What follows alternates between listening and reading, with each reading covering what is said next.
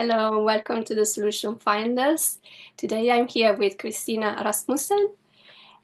And Christina is an author, speaker, stargazer, and founder of the Life Reentry Institute.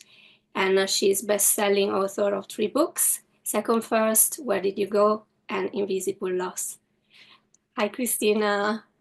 Hi, Una. I'm so happy to be here with you and have this conversation. And I can't wait to share our conversation with our community because you've been part of this community for a long time.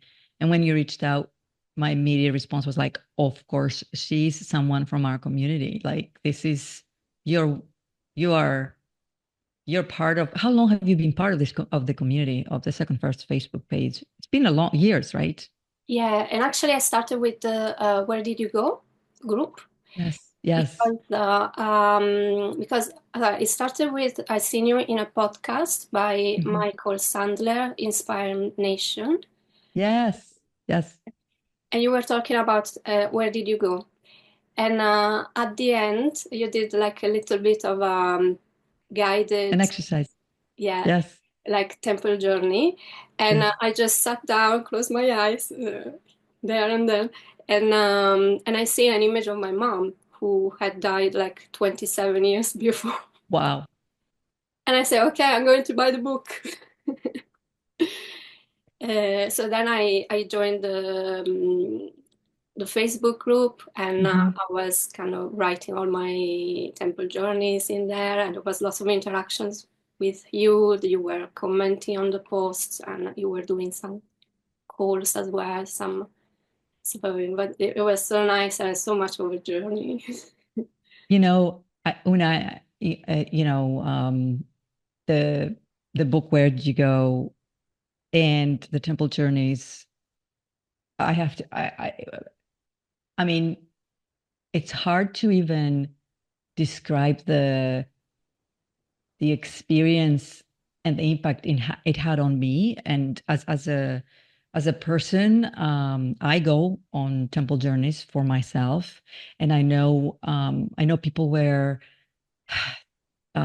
they were wishing I would still do those temple journeys. First of all, I want to say, as you know, this is real, and it's especially, when I wrote this book in 2018. It came out at late December 2018. Now we have come so far into believing more. There's so much more about this kind of experiences out in the open, and I said to myself, "Gosh, this was ahead of its time," and for where we are now, and I was so grateful for all the people, thousands. I mean, there were thousands of people who went through these journeys and had experiences and said yes to them. There was a small percentage of people, very small percentage of people that um, had this, and I learned about this. I wouldn't say condition, but like where they can't see inside their mind's eye. And then for those people, I remember thinking it's an experience they were feeling in their body more than they were seeing. Just like you saw an image of your mother. Um, it's very unexpected when it happens, and you're in there. You're like going through the door, and Una, we did. I did 2 pilot programs before I wrote the book, with about 50 people each for each class. And the very first time I did the temple journey and I was guiding everyone to go through the door, I described the door thinking they're all going to see this, my door. I guess what I didn't know then is that I was seeing my door. And everyone came back, Una, in that first journey. And everyone said it was great, but my door didn't look like yours. My door did not look, and that's when I realized it wasn't guided anymore. This was an experience people were experiencing for themselves, their own connection. And everyone's door, and I get chills to this day saying this, everyone's door was so different from my first door. And as you know, the doors change over time. My first door, I believe, was crystal, like a crystal. So I was guiding everyone, close your eyes, I had the sound going, and I said, close your eyes and see a crystal door. And I guided everyone through that. And when I realized within that first session, loudly, that everyone's door was so different, it just completely blew me away. And I said, this is not guided. The temple journey gives you the container to have this experience. But once you're there, when everyone would come back from these journeys and share their own version of it, which was so different to the guided version I was giving, I was so happy and so excited about what it meant. And I was learning just as I was learning everything about life reentry for my other books, the Where Do You Go book was all about learning from the experiences people were having and where they were taking us and what was taking place. And it also became very clear that it had nothing to do with death. It had to do with life, and it had to do with creation. It was We were going there to create the life that we're living here. And I did not, and Una, I did not go to that experience to figure that out. I just went to see where my husband was, where was he, right? And what happened to him after he died. And I was reading so much, like I burned out. I was reading so much. And the time before, and I don't think I've ever shared this, probably maybe I shared some of this when I was doing the classes, but the time before the first class, the first session was going to take place, there was a period of a couple of months where all I was doing was preparing for this group. Uh, I was dreaming. I was dreaming parts of the journey. I was waking up, I was reading physics, I was reading quantum mechanics, I was reading, trying to understand which way to go, what happens, how should we see this? What is the framework? What is the template?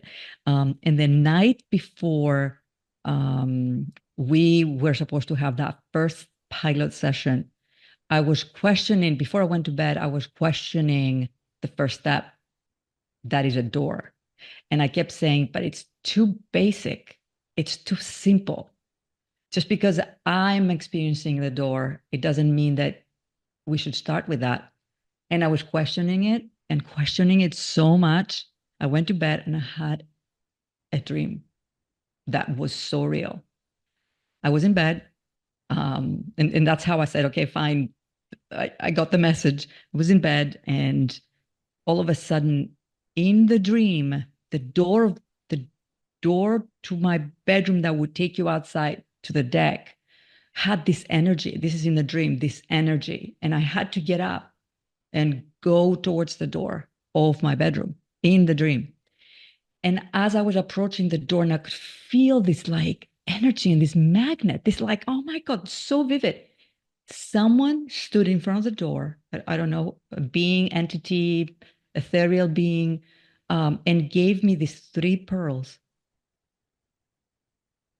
And he said to me, when you tell people to close their eyes, make sure you tell them to look within themselves into their like being versus right underneath their eyes. And they gave me, this being gave me these pearls. And then the door to my bedroom that would take you out the deck opened. We lived in California at the time. In the dream opened. And this energy kind of pulled me out the door, and I woke up. Wow. And I woke up, Una, and I said, oh my God, okay. I'm living it. And that day we started the journey. And I'm sure I shared this dream with the people in the class, and I put some of that in the book, but a lot of the editing took place. The editors would take out a lot of the stuff that I was putting in the book. It takes, all these books go through so many people before they come out. And the pearls were not in the book. I'm not sure the dream about the door is in the book, but I would share it in the class. And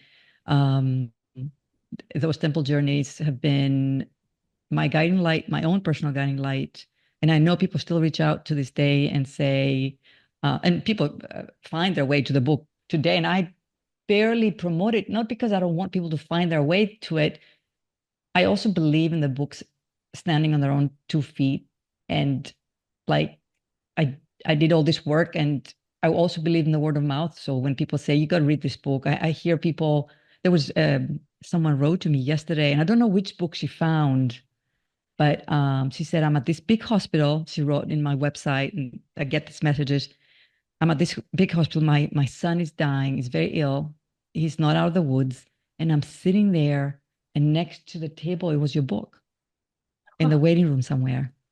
And I can't tell you how it's helping me. And I don't know which book she found. She didn't say, but I believe in the divinity of it all, in the power of the books, I believe in something greater than me. As long as I put it out there and say yes to all of it, then if it's meant to be found by people, it will be fine. It will be found just like you found it. And it is, I would say, even though I love all my books, and Invisible Loss is the last book I just wrote, but and Second First is loved by so many people. It has been such a big book for so many people. But Where Did You Go, for me, was the hardest book to write. Not practically, Invisible Loss was the hardest book to write practically, but for me to say yes to coming out into the world from those lenses of that world that was invisible, because that was the work I was doing on myself. And I felt like if I wasn't sharing that, I felt like I was lying.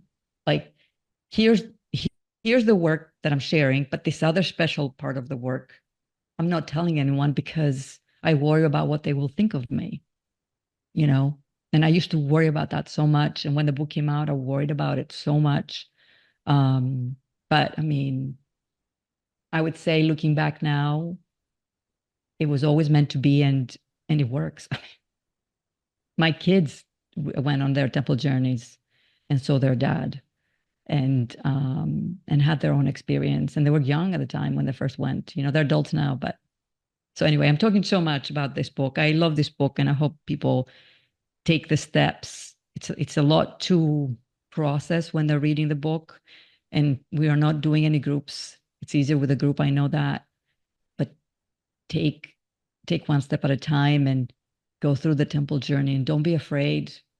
Um, and if nothing happens at first, for so many people, it's just like you experience something immediately, and then some people don't experience anything for a while. Trust the journey, trust the door that opens, pay attention to the door. What is it telling you? How is it opening? What happens once you're in there, even though I'm telling you, look what's in there, who is in there. Sometimes you don't need to take all the other steps. A lot of things happen as soon as you enter this place. So, Yeah, and I'll stop here. for me it was life changing. Meeting my mom and meeting my aunt as well. I get so much kind of closure, but not even closure. Like knowing that even if they died, I have access, and they are helping me, and they are giving me information, and then there was the part of creation that in the end it wasn't even about going and meeting them. It was about seeing my new life, like my future in a sense. And actually I put some artwork out because this one comes from the temple journeys. In one I seen like everything was like gold, like the air was gold.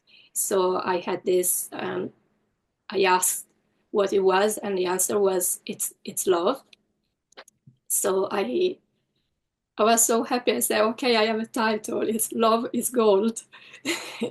So I titled it Love is Gold. And then in another of these temple journeys, I was with another person and we were kind of flying, and it was like being on a mosaic, like being characters on a mosaic. And so I did this shape that is kind of reminding of that. So like I'm so happy to have like creating. And that's the shape behind you, right? Yeah, that's this one. Yes, and I love that you did this, that you brought. So the biggest surprise of it all, and when we're finding the objects and when we are seeing things there, I always told people, find them here, and if you can't find them, make them, create them. It's they're gifts to you from the infinite world. And I always have chills, and I'm so grateful for your experience and for you sharing your experience, because the logical mind wants to not believe this is possible.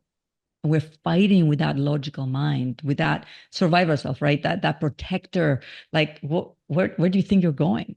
What if it's not a good place? I've had so many people write to me over the years and say, even like I went on this massive podcast with like celebrity. This celebrity said to me, and it was intimidating for me at the time as well, because like, don't you think you're also inviting darkness? And I said, if you don't see darkness, if you don't think of darkness, if you go in with a pure intention, if you're going into this place, I never seen in all these groups, not even one person said, I'm seeing something not good. People would have dreams. We had to put a disclaimer on the website when people entered the class, because everyone's dreams were intensified. Everything was more vivid because they did a temple journey the day before. It was like, and then we had people dream of loved ones that passed from another member of the group. Oh, wow. I mean, I was like, wow, that's just amazing, amazing. Yeah. And people say to me, why don't I do these groups anymore? One of the things that happened that was also very surprised was that when I was running some of the bigger groups, when I was just doing a single journey with whoever would come in that group, there's a few thousand members in there. If I did not prepare myself and ground myself well enough, um, it was almost like when it wasn't just my own journey, and I was the person who was opening the doorway for so many people, it was hard to close it again, because there was so much energy, and I couldn't believe that. So when I would go to sleep at night, I would see all those people that passed trying to get my attention. It would just wake me up. I would just wake up from it. And I, at the time, said to myself, well, I'm going to not do any collective journeys for a while, until I find myself grounded enough to hold that expansion that was going on. Because I would go to sleep at night, and I would literally, I would see people looking at me in the dream, kind of, here I am. I didn't know who they were. And my guess is these people were loved ones from the people in the group. I don't know. I was shocked. I was surprised. And then as the time went by, I learned that when you are ushering, you have to really do a lot of things to keep yourself grounded. So then I stopped doing the big groups, and I've done a couple of smaller groups, like 5 or 6 people, which is totally, absolutely nothing that I can easily do. And I have not thought about doing another group at all. So that's why I've stopped. This is for real. Like, this is what people don't understand. This is not, this, we're opening something great. We're opening, and we live in this reality, in this physical reality. And when I'm opening something for so many people, I have to be strong enough to hold it, to hold this space. It's one thing to go on a journey by yourself and come back by yourself and have your experience. And I do it for myself, but it was completely different, Una, doing it for so many people. Once I did it I did it on stage, in person, in front of about 300 people. Um, the the sound and the lights, as soon as I started, just went in this huge place. Like everyone was like, wow. And then afterwards, I went to the airport to fly back home. I sat at the gate and it was in the afternoon. And I'm not the person that falls asleep on the plane. I'm not the person that falls asleep unless I'm in bed. I'm don't have naps. I'm like very awake. I passed out sitting on the chair like this because the energy was too much for me. For me, one thing that comes to mind is that the feeling during the temple journey is always high, in the sense it's never fear, never anger. Yes. It's always a good feeling, Yes. love, gratitude, something like that. And I really noticed that because I went to see a medium. I went to a place in London, and it was a medium, and she told me about my mom. Like, she told me, I see a woman who looks like you near you. I just started to cry in front of this medium. I couldn't, like, and I thought straight away, and then I did the temple journey the same day, and I asked my mom, why was I crying? She's like, but because it hurts. It hurts in your life, but not when I am in the temple journey. Like, I never cried there. Or like after, before. There's always that. So the thing they say to invite darkness, I guess that's that feeling, elevated feeling that darkness doesn't come in. It doesn't come in. And the thing is, people would ask this question, or we had people in the group, maybe you've seen some, now and again, there would be someone, so how is this right? And people who love the Bible, which I respect very much, would worry that this was not the right thing. And I always said, there's so much light and love and joy in these journeys that how could it not be from divinity? How could it not be from God? How could it not be from the most beautiful place? Because it felt so incredible. It feels amazing. Like I, when I go in my own journeys, I've seen the house that I'm living in now. I saw it in the temple journey 6 years ago. I wrote it. I don't know if you remember, we were looking. I wrote about it. I'm sure I wrote about it in the groups, in one of the groups. I saw how the roofs would be. I saw it from outside. And we would go and see houses, and I would say, nope, this is not the one. It has to look like this and this and this. The observer effect, the temple of the universes, the step in one of the steps of the temple journey. If you go there and you spend time there observing the life you want and seeing things in that place, my temple changed so much over time.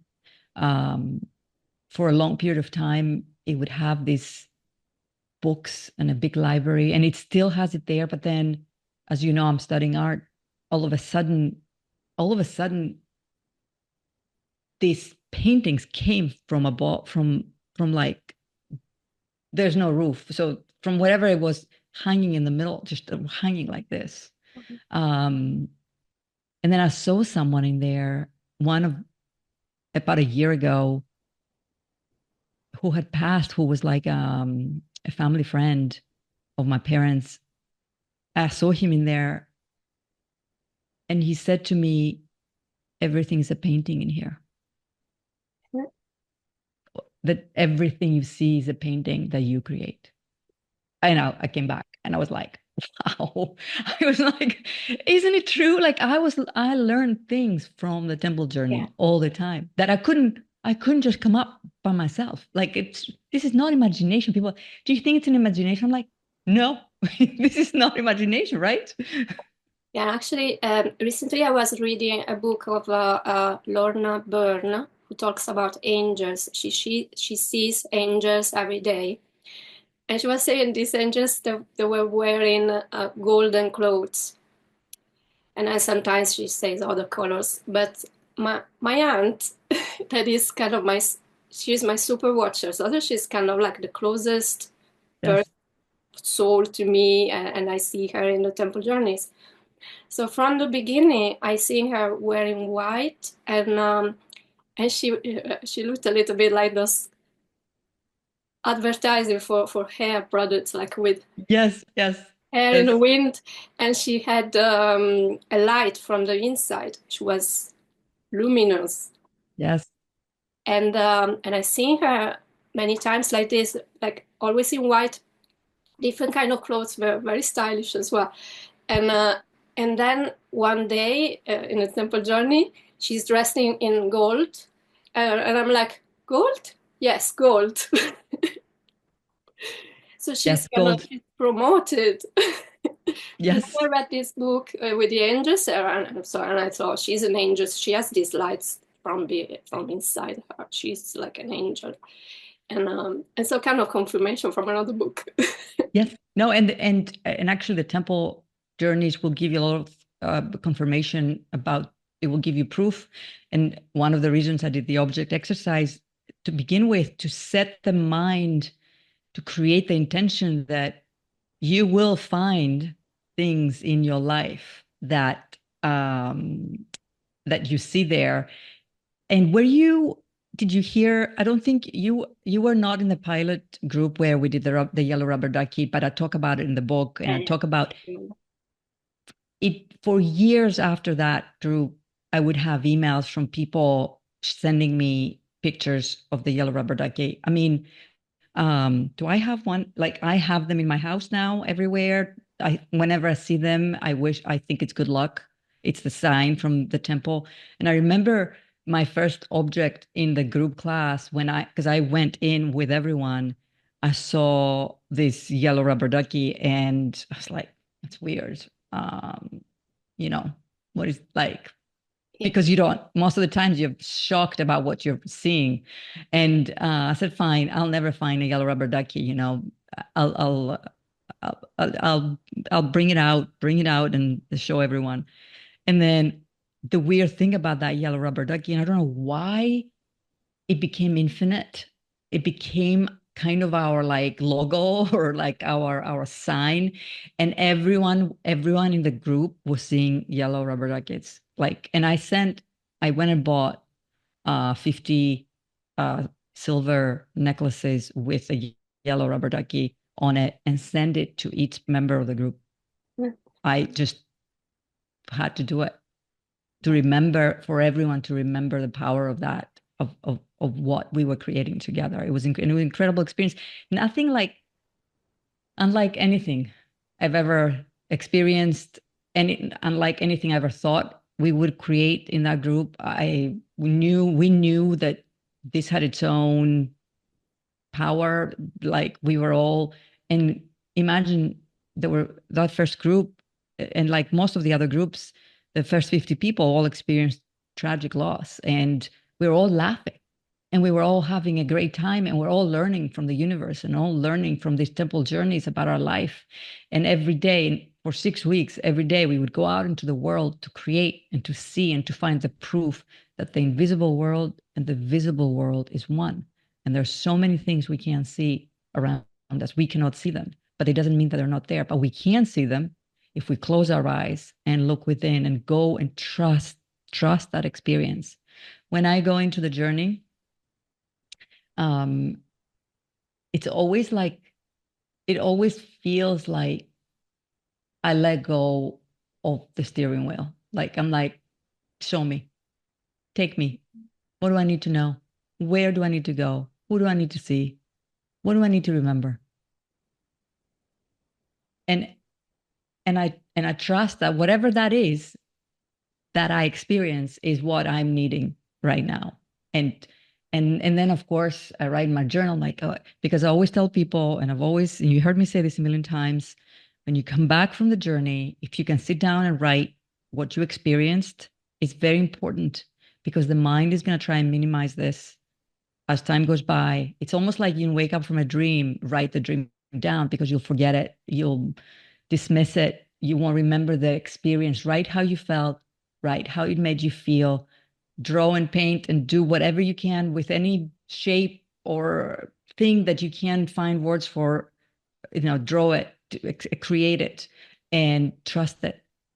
Trust it. Yeah, I think I still sometimes I don't trust it. Like I receive something, I write it down, and then I'm like, yeah, but it's not in my life. Would be nice, but it's not in my life now. Like I got a celebration from my from my mom and my aunt recently. I'm like yeah, but like that thing you're celebrating is not happened yet, and I'm like, but it was feeling so good, so it will come. It will come, and trust that. And um whenever I would write a book, so when I finished writing Where'd You Go and I had to send it to the editor, I would go into, so before I pressed send, I would go into the temple journey. I would go into my temple. I would go in the library. I would climb up the stairs because, according to my temple journey, I've written many books in many lifetimes. Wow. So this library, Una, is, you see how I'm turning around? People who just listening and can't see us. It's such a physical place for me to go in my temple. So my library used to be on the just right side, and I would go up on this ladder, and I would put the new book that I just wrote in the library. Wow. And then I would come back. You see how I closed my eyes because I'm immediately taken in the journey. I would come back, open my eyes, be in that feeling that the temple journey gives you. And okay, I say, okay, here we go, sent. But doing that, and I did this with Invisible Loss as well, the new book, and I felt like that placement in the library of books in my temple was as important as writing the book and sending the book to the editor and getting it out into the world. And for me, how my temple morphs and changes shapes, how there was one journey I started going towards the door, and something outside of it took my attention, almost like the temple was transported outside. And I saw these two people walking down this beach, and they were like, almost like, and you see me like I'm immediately transported, like this, the way they were dressed and moved. It was almost like they were human, but from a different planet. It was very weird how it was. And I started walking with them down the beach. And I'm like, but I have to go into the temple. And they were like, but this is also the temple. Okay. And it was, and the reason I'm sharing that journey is because you need to be open to whatever happens. Yeah. The framework of the temple journey is here to create a path for you to feel safe, to say yes to that world beyond, and then to let that take you wherever it needs to take you. Like I remember I'm about to go into the door, and I look at my feet, and I always look at my feet, and I always try to see where I'm walking. Is it grass? Is it sand? Am I wearing shoes? Again, like pay attention. Don't worry, it's not your brain telling you. It's trust whatever you're seeing, to slow down, and also to slow myself down to go into the door. And when these two people just started walking, I had never seen anything outside before I go in, apart from the steps going in. And I remember that time I was like, oh my God, what?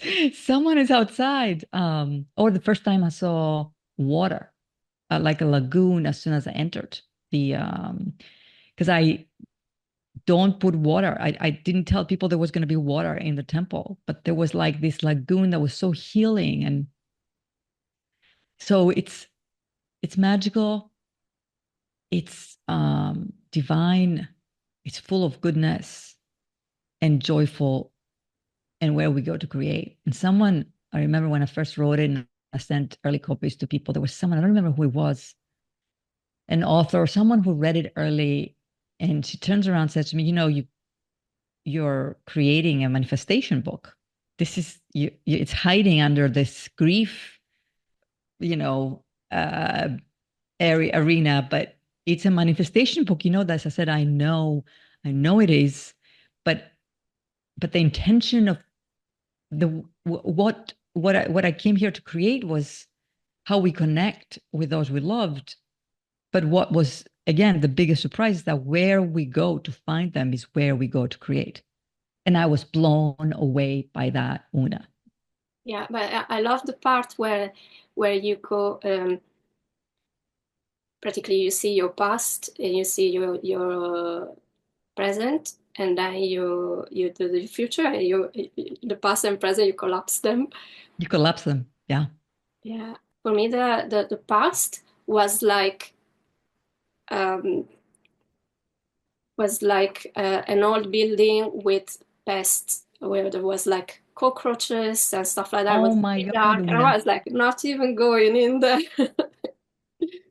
And then the present one was, a little bit, there was lots of stuff that didn't work, like, the door doesn't open properly and things like that. So lots of stuff that didn't work. And then eventually I think the new one is the temple. Yeah, the temple was a house on the beach. Of course, I love that. I love that. Yeah, and I loved it.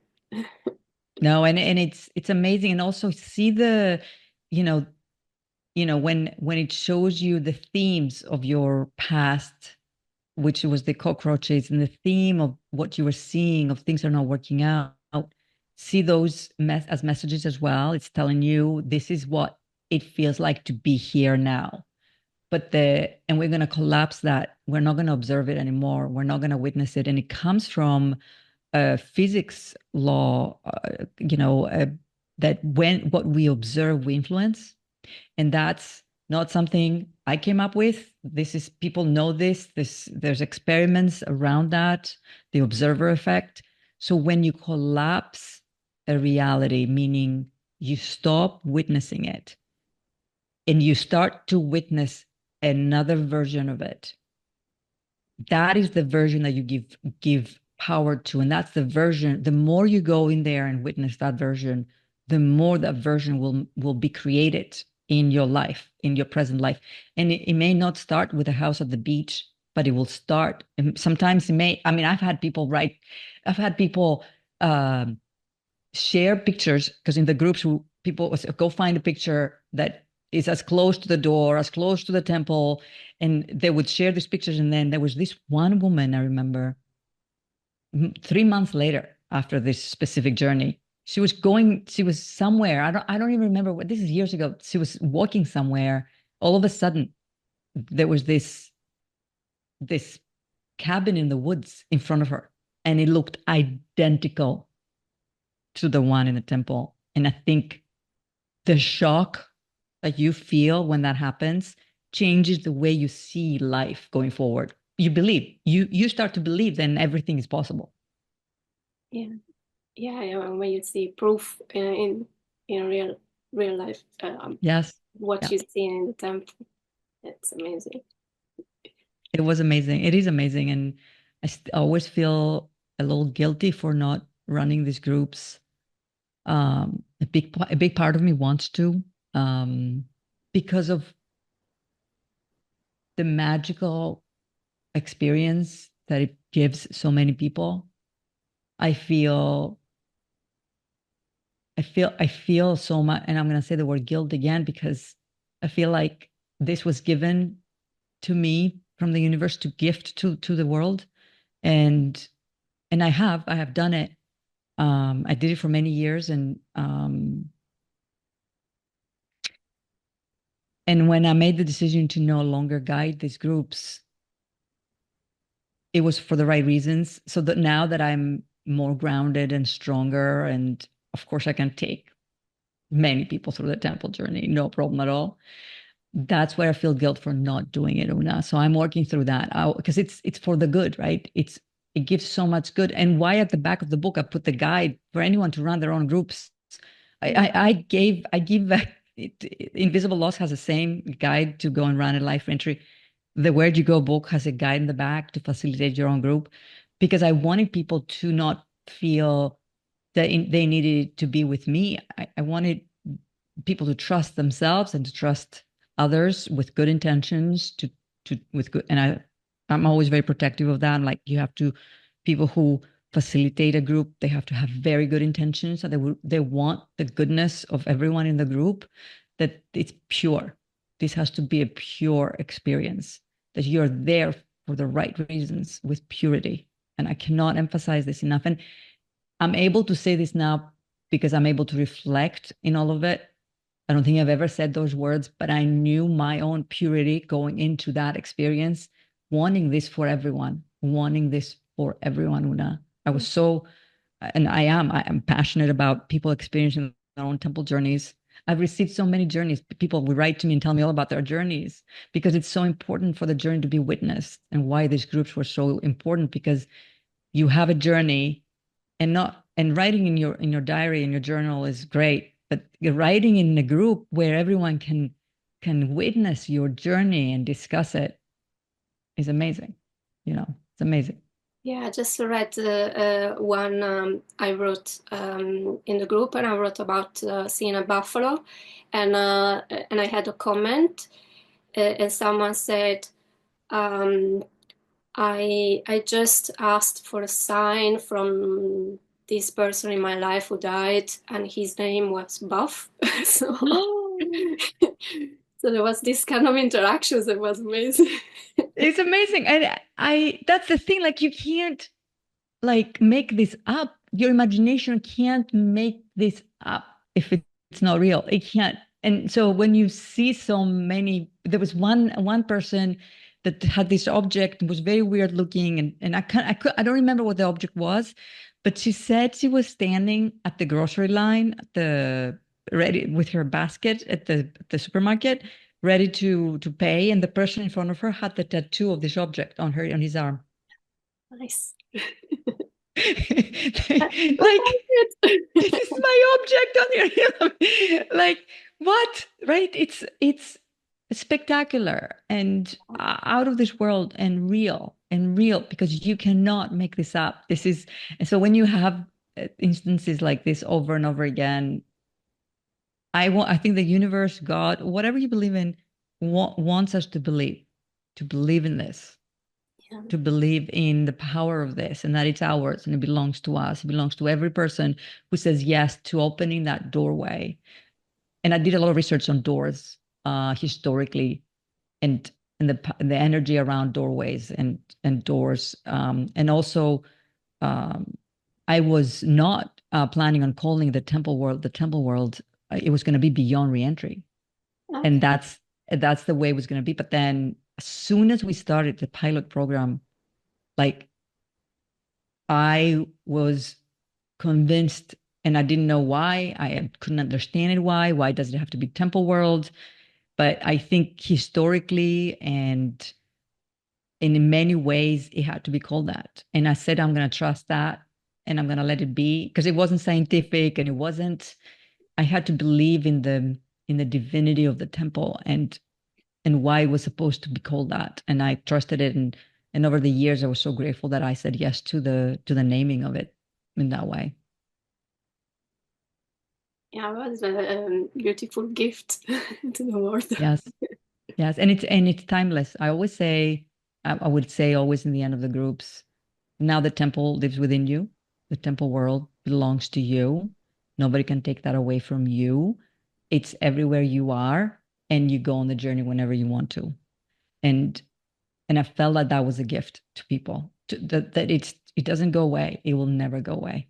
I have the temple journey within me. I know now you have it, and who's ever listening, and either they have they have done the journeys or they're planning on doing it. Just know that it's real, and it's as real as, it's actually more real than what we see around us. Yeah, it has like all the dimensions, or I don't know. And actually, it gave me so much peace about death. Like, I seen like a person who works in my son's school died recently, and I was so calm about it. Like I thought, it's just a transition for that person, just going off to do other things, magnificent things, and I have no doubt. I'm as certain as I can be living in this body and living in this reality that death is but a moment where you go from living in your body and living without your body. It's just basically this transition between being like this and feeling your body and breathing air or feeling like you're breathing, and then being without your body and having no discomfort whatsoever. And that's why a lot of people, when they first transition, it's confusing because you continue to exist. You're still like looking around, like what? Well, especially people who are terminally ill and they have pain. The way death is experienced is your pain stops yeah, because you're no longer in your body. That's it. That's all death is. It's actually, I wish we would find a different word, like death doesn't, death, the word, what it means is the end. It's not a doorway, which I think it is. It's not a transition. It's not a from one room to the other. We need a word that captures the going from one room to another room, to a bigger room. It's a bigger room. And then I do believe in many lifetimes. I believe that we live in many lifetimes and we forget the lifetime before. And then we get to come back in another body. And I say this today with even more certainty than ever before. Like 100%, as 100% as I can be in this reality, because our brain, the way the brain filters this reality and how it filters out things like angels, beings, the people we lost, we can't physically see them like with our eyes open. Some people can. I yeah, can see with my eyes open. In this reality, I can see things in my journeys or in my dreams. My God, yeah, me I too. mean, I can see. I've seen so many beings in my dreams. They come and talk to me. They literally come in my dreams, and they have like, I mean, I need to start painting the versions of the ones that on my way to Japan, I went to Japan to visit the temples in August. We're driving to the airport and it was morning time. Again, very surprised that I kind of fell asleep for a second in the car on the way to Houston to the airport. And this being that looked like a female elephant like being Oh, was looking at me in the car like this, and I woke up. And then when I got to Tokyo, in the room as we were sleeping, I fell asleep, and I was startled because I saw this other being that was so tall, with tall legs all the way to the ceiling and all around in the ceiling. And I woke up, and of course, when I wake up, nothing is there, but in the dream, and I'm like thinking, I guess the beings are very happy I'm going to Japan. Because they're showing up, you know. yeah, And as I'm saying this to you and I'm sharing these very personal experiences, I'm also very aware of how many people think this is crazy. But we live in a time that is very important to talk about experiences that outside of the norm and to normalize them. I believe in that more than ever before. And I am even less afraid now today to share the what was considered crazy today, to allow for people to say yes to what they're dreaming, where they go when they go on the temple journey, what they're experiencing, telepathy, intuition, all of those things are becoming more normal. Uh, you know, UAPs, not aliens. I don't want to call them beings from other dimensions, whatever they are. This is the time to embrace it all. And I hope everyone who's listening believes in the magic of our universe. We're not alone. We're never alone. And we never die, ever. We're infinite beings.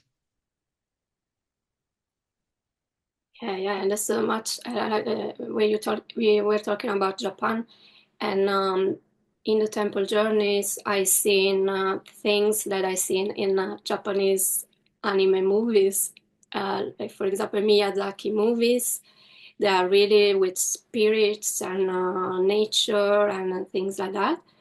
I kind of see like scenes of that, and some kind of there was this uh, forest spirits, and they look like little toys practically. And in one temple journey, they were with me. They were on my shoulders, and I love it.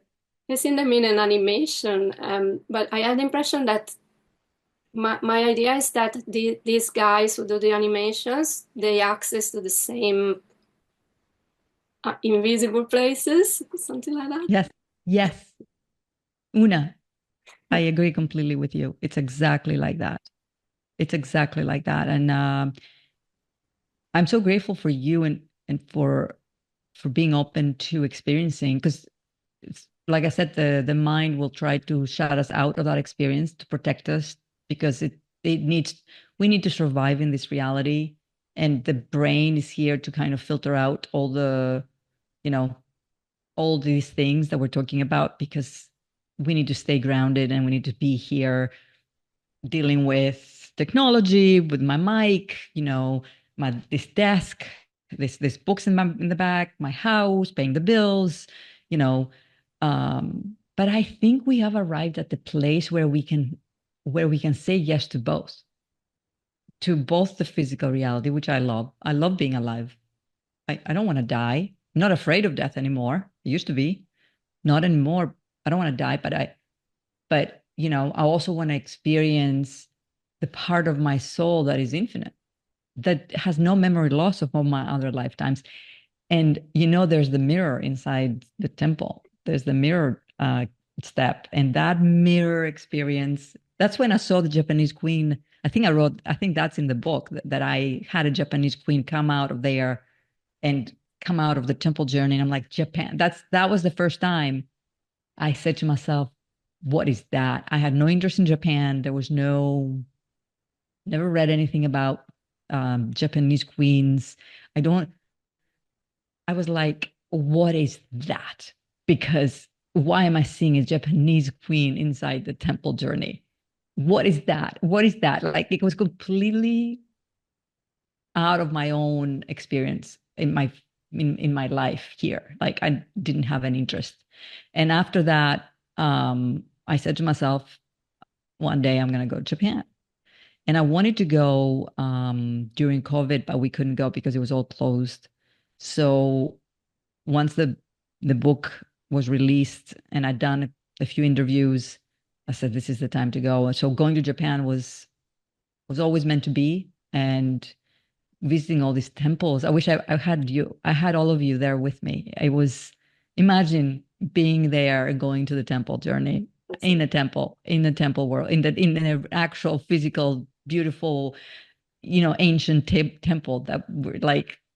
And I had an experience in one of the temples that I will never forget. And I don't know. I mean, it's great. It's actually really great to have this conversation with you, Una, today, because I haven't talked publicly about the temple world in quite some time.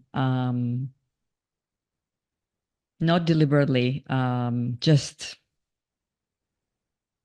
I trust that people go on their journeys for themselves. I go on my journeys for myself.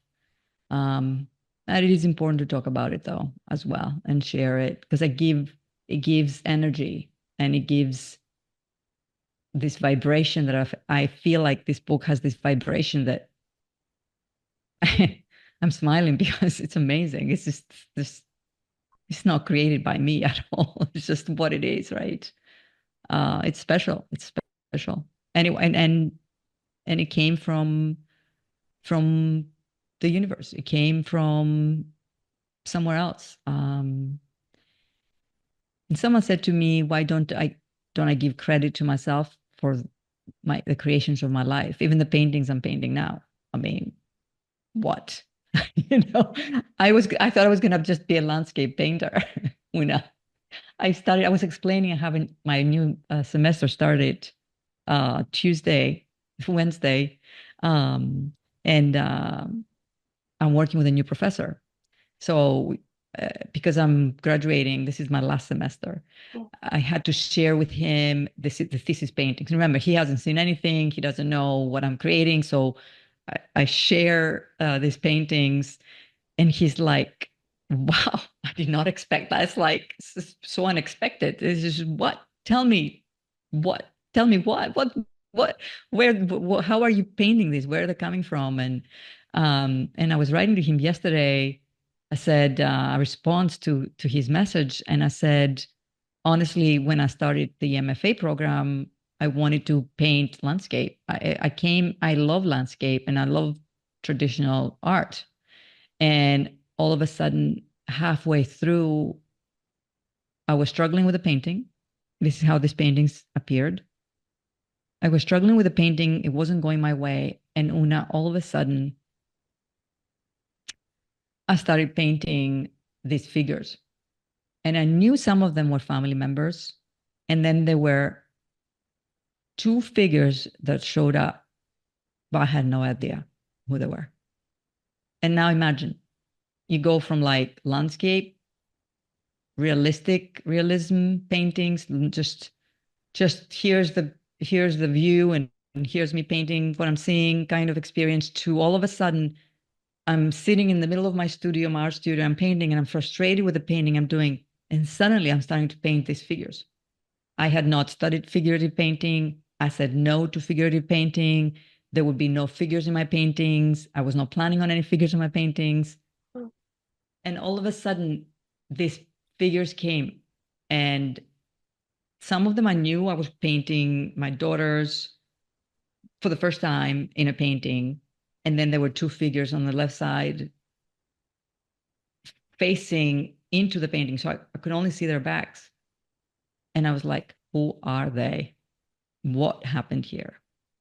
That painting was chosen for the annual art show for the university. So every year they choose very few paintings, 20, they choose 28 or 29 paintings out of many paintings that are submitted, hundreds. There's from all the from the MFA, from the Bachelor of Art, from all the students throughout all the years.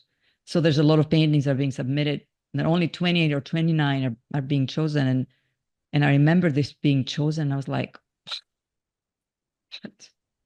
And then everything changed. And now I paint these paintings that are these, I call them the gatherings between physical reality, us humans, and the beings that we can't see. We all gather together.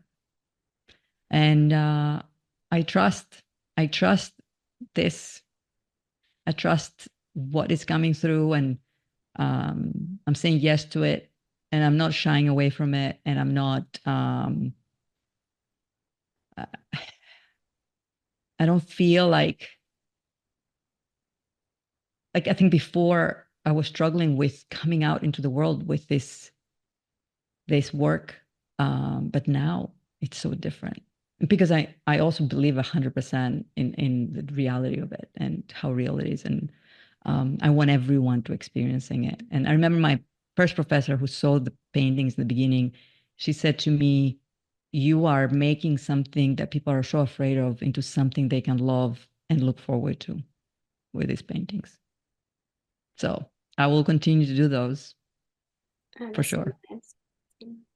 And actually, the artists that I always liked was like the Surrealist, like Magritte, Dali, the Yes.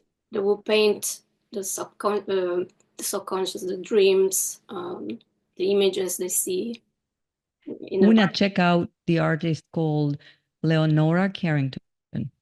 She's a surrealist, and you will love her stuff. Strange, but powerful. She was amazing. She's very famous. Leonora Carrington is her name. So for anyone else who wants to watch, go and see those paintings as well. She was painting worlds that we don't see in real life, you know. So yeah, and I guess people who are listening in, people who, because I'm going to be sharing this with our community on Facebook, and people who've listened to, who know my journey, who've been part of this community, they understand what we're talking about. For the new listeners who are listening in for the first time, I'm sorry that we started in the middle like this, but if you go and read the book or look at the book and come back, this will make more sense, I think. And, you know, I prefer this type of interviews than more formal interviews, you know. So it's if someone who's listening has lost someone they loved, trust that they exist in a different way, and I didn't come to that understanding very easily. It took me years to understand that. If you're struggling in your life, in the physical reality of your life, in your everyday life, that's why I created Life Reentry, and I used to teach all those classes. And the Invisible Lost book is a book about finding yourself. The German, it just got translated to German, and the title of, I believe, they changed the title to Coming Back to Yourself, which I love so much. Yeah, that's good. Yeah, and actually, it's the going back to the original self, no? Yes, going back to the original self. So whoever made this translation read the book and did a great job finding the right. Because sometimes when the books get translated, actually, Where Do You Go is translated in Portuguese as well. When the books are translated, it's up to them how they translate the book. So it's coming back to yourself is perfect. It's so true. And Invisible Loss is all about that. And people would say to me, which part of the work do you recommend to do first? And it depends where you are in your life. Both the life reentry work and the temple work will impact your life in completely different ways, but for the better, dramatically better. So Yeah. I'm reading Invisible Loss, and I find it so different from Where Did You Go? I was at the beginning, I was like taken a little bit surprised, and I said, okay, I have to understand all the terms. yes, And, yeah, and it got me lots of ideas, lots of remembered lots of things. yes. To remember yourself, to remember who you are, and I think because of loss, because of the struggles we go through in life, we're here to learn a lot of lessons. So it's hard, right? Life can be very hard. The biggest loss, and why I called it invisible loss, is the loss of the original self of the person that we came here to be, because we're so afraid of saying yes to that person. So when I said yes to my art, when I said yes to going back to school while I was writing Invisible Loss, was me saying yes to that original self, because that's what I always wanted to do. And that was the dream.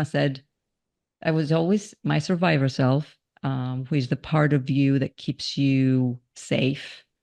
In survival mode, though, keeping you safe also means not taking risks and not going after your dreams, right? So my survivor self would say, well, this is not for this life. This is for maybe later when you retire, which I will never retire from anything. When you retire, or later in life. Right now, you're writing books. You can't leave all these books behind and all the work you're doing. So it would tell me that. So when I said yes to that part of me, oh my goodness. When you say yes to yourself, to the real you, to the you that you are, you say yes to yourself, I want to say this over and over again, something changes, because then you start saying yes to all the other things in your life that you have been saying no to. Like you start, not once I started to experience these feelings of happiness doing my art, I couldn't go back and do all the things that didn't make me feel so great. So unless it made me feel amazing, whether it's a person or a job, I started saying no to it. I'm like, no, this is not for me. It doesn't make me feel good. And I remember someone said to me, what if you could feel the way you feel about making art with everything in your life? And I was like, that's never going to happen. But what if you can? What if you can? Yes, life is hard. And yes, things are going to happen that are going to make it life hard. Yes, we have to pay our bills. Yes, yes, yes, yes to all of those things, right? But there's some things we can change. And we start from those things that we can change. So I went back to school part-time with one class. At the first, it was just one class at a time. I said, I'm just going to have to find time to do that. And then you meet people with all these full-time jobs, with no money, finding ways to be in those classes. And you're like, it's not just me. There's other people. There are other people here who are working all day long and coming here at night doing this class. So then you start creating these communities of people who are all wanting to go after their dreams. And there's a small part of them that believes it's possible. And that small part becomes bigger and bigger. And that's what Invisible Loss is all about. It's about saying yes to that original self and going after your dreams. And then if you go on a temple journey at the same time, I mean, everything is enhanced, right? Everything is possible. You get more help to make your life the way you want to from the temple journey. More help in ways that Life Reentry, the work of Life Reentry can give you. It's a different vibration. I think it's more advanced, to be honest with you. It's more it's infinite. The Life Reentry work, Invisible Loss, is more human. It's more physical reality based. It's more about the brain and the way the brain works. The Where Did You Go book is about our soul. It's about the infinite parts of us. Yeah, I think if we put kind of the two things together, like if we know, because for me at the beginning it was like I realized I was in survival, and when I started to have experiences of feeling better, I started to say, okay, I want more of those experiences. So it come from a temple journey, come from a meditation, come from, and then it comes from making my art, and so starting to want to do more of those things, like you were saying with studying art, and then you start to say no at certain other things and prioritize what makes you feel better. And you don't know where it will lead you, because the survivor self inside of you will say, well, if you risk this, you'll end up suffering, right? You'll end up not having money, not having this, you'll end up alone, you'll end up like all these things. But the thing is, that's what its job is supposed to catastrophize the future, so we keep ourselves safe, so we don't go there. But you don't know what's going to happen if you take one small step in this direction. You don't know what happens next. So when I took that one very small step, it was a big step, but I mean, I was just signing up to go to school. And I said, I'm just going to do one class. How I felt doing that one class changed the trajectory of my life. And I knew, I mean, art was always had to be part of me. I painted all of my life. Since 5 years old, I begged my parents to take me to art classes. Like this was always a big part of me.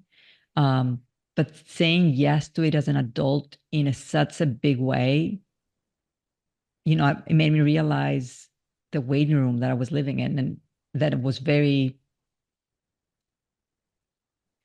In some podcasts, I talk about you can be successful in some ways in your life, and that can shadow your original self, because sometimes success comes from your need to prove yourself to other people that you can do this, even though that's not the intention. That's not the reason you're going to create something. You're going to help people. You're trying to do so many things in your life, but there's a part of you that's trying to prove yourself as well. So when you're succeeding in proving yourself worthy, that doesn't mean that you're living a true life. It just means that you can do something. And there's a distinction between those two things. And true success is about living life according to that original self you're here to be. And for me, my original self may come across as very strange to other people, may seem a little eccentric, nerdy, weird, unlike others, but I'm okay with that. This is what makes me happy. I'm very happy right now, apart from going through menopause, which, oh my God.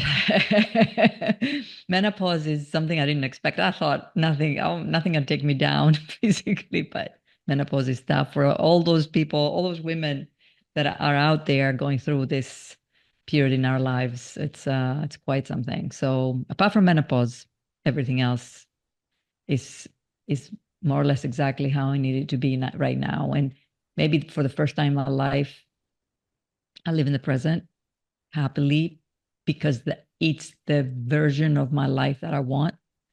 And I'm no longer getting to a version that I would like to have because it's already here. So there's nowhere to go but live every day, living this life every day. So when I say yes to something, when I said yes to come and meet with you, I really wanted to say yes. When I say no, I really want to say no.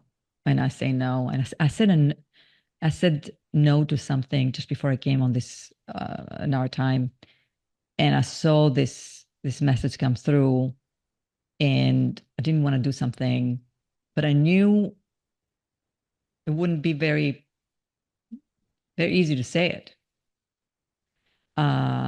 I didn't hesitate.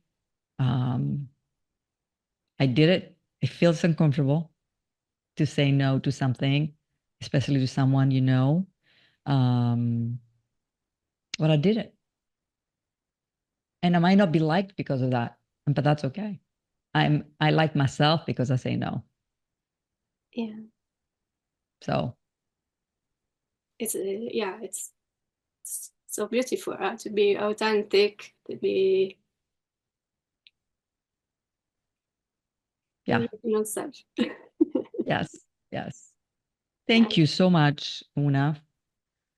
I hope this was exactly how you wanted it to be. Yes. Yes, it was. Good, good. Thank Yeah. you. Thank you so much. Yeah, I enjoyed this very much. Yeah. And it's so great to meet you. And because I see names, in our community, I see names. I see very small pictures. You can barely see sometimes, right? And I see some people over the years many times. So I always, I'm aware of all these people that I've seen over the years. So thank you for being a part of that world, and being on the other side of the computer, and um, wanting to change your life and doing the things you're doing for your life, and living your life and sharing your life. And how great to create a podcast. Congratulations. Yes, thank you. Yeah, It's a and lot of work. It's a lot of work. I remember I used to have one. It's uh, a lot of work. So amazing that you said yes to this. yeah, and I feel really well doing it. So I think it's the right Yes. path. Keep doing it, staying with it, trusting it, and be yourself. Be yourself as you do it. Don't be anyone else. Don't be nervous. It's everyone who comes to speak with you are just people, and anyone who doesn't make you feel good when you're speaking to them, that's on them. It's your that, that's their energy, and you haven't done anything wrong ever, ever. So trust that. Okay. And thank you. Anything else you liked? Anything else? I wanted to say that I love your picture on your profile now, because you have this new smile that is so beautiful. With a short, which picture? Yeah, you The have short hair. yeah, Yes. short hair. I think Yes. there's two different ones on Instagram and on Facebook, but I Yes. still this big smile, like I'm happy with my life. Yes. And when I chopped off my hair, I needed to do that because I felt that I had changed so much, and I felt like who I was now didn't look when I looked in the mirror. And I always tell people, make a change. If you're changing internally, change your external self, because you need to not have that duality. You need to see yourself. And, you know, um, I love my hair. I don't know which way it's going to go as it's growing out. I don't know what's going to happen, but I enjoyed being free in this way for myself. So everything we do, it has to be right for us and it has to feel good for us. And then, and trust that journey, whatever it's going to take us. Because I don't know. I didn't know. My hairdresser is like, are you sure? What? Tell me why you want to cut your hair. I said, well, I, I think it's the easiest change you can make because it will always grow back and there's no loss. She said, okay. I said, you can shave it off if you want. That's also great. That's like, I have no fear of how I'm going to look with my short hair. No fear at all. None, zero. So it's the easiest step we can take is change our hair. Yeah, that's true. Right? It's nothing else more easy because it grows back. So yeah, thank you, Una, so much. Yeah, thank you so much. Thank you for watching or listening to the Solution Finders. Please like, subscribe, and share so we can inform and inspire more people. If you would like to donate to the podcast, the link is in the description below. All donations go towards paying for software, video editing, and production work. Please visit unamarz.com, unamarz.com, for one-to-one sessions with me to reprogram your subconscious mind, for my original origami art and printed products like t-shirts and stationery, for more info about this podcast. If you've made it till this point, please add your favorite emoji in the comments. Have a wonderful day.